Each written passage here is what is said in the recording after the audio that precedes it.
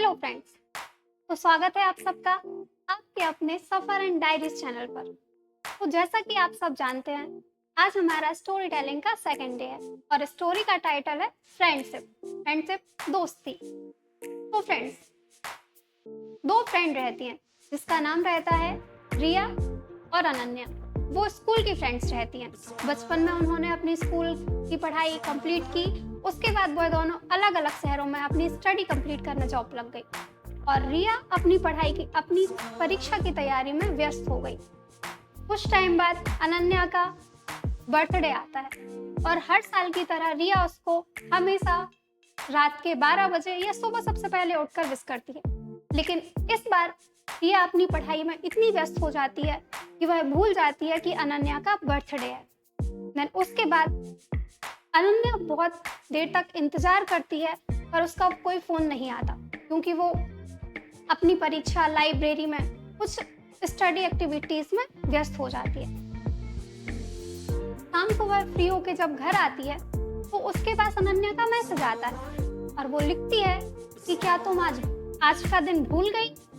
तो रिया को अचानक याद आता है कि अरे आज तो अनन्या का बर्थडे था।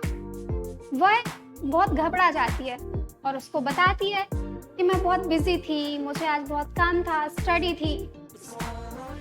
तो अनन्या एकदम गुस्से में उसको डांटने लगती है या तो उसको चिल्लाने लगती है। तो वह बहुत परेशान हो जाती है। वो उसको माफी मांगती है और फिर बोलती है कि अगर मैं इसकी कुछ भरपाई कर पाऊं तो तू मुझे बता दे।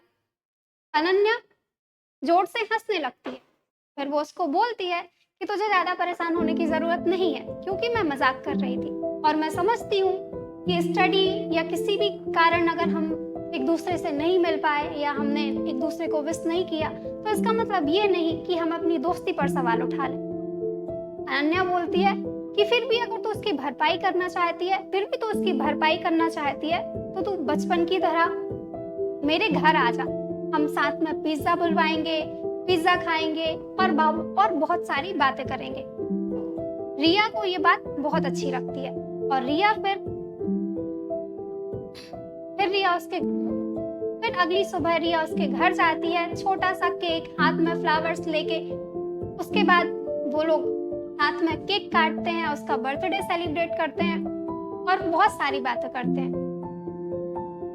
तो रिया को पिज्जा खाते हुए ये महसूस होता है कि फ्रेंडशिप में हमेशा ये जरूरी नहीं है कि हमें क्या याद रहता है, हम कब मिलते हैं, हम कितनी बातें करते हैं, बल्कि जरूरी ये है कि हमें एहसास हो अपनी गलती का, या तो हमें सही टाइम पर एहसास हो जाए कि हमने क्या गलत किया है, हमसे क्या गलती हुई है, और सामने वाला एक दूसरे को समझ और दोनों एक दूसरे को समझ के माफ कर दे। ठीक है, तो ये थी आज की हमारी स्टोरी जिसका टाइटल था दोस्ती। तो फ्रेंड्स, कैसी लगी आपको हमारी ये स्टोरी? अगर आपको हमारी स्टोरीज पसंद आई तो आप हमें कमेंट कर सकते हैं और आप हमारे चैनल सफर एंड डायरीज को सब्सक्राइब कर सकते हैं। Thank you.